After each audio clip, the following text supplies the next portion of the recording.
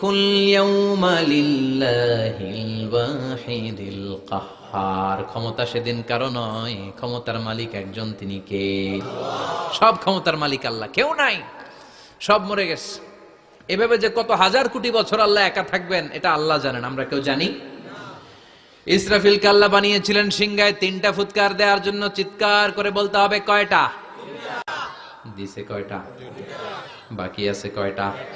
এবার রব্বুল আলামিন ইসরাফিলকে জীবিত করবেন, জীবিত করে বলবেন তাড়াতাড়ি 3য় ফুৎকার দিয়ে তোর ডিউটি শেষ কর। সুবহানাল্লাহ পড়েন। ইসরাফিল এবার 3য় ফুৎকার দিবে।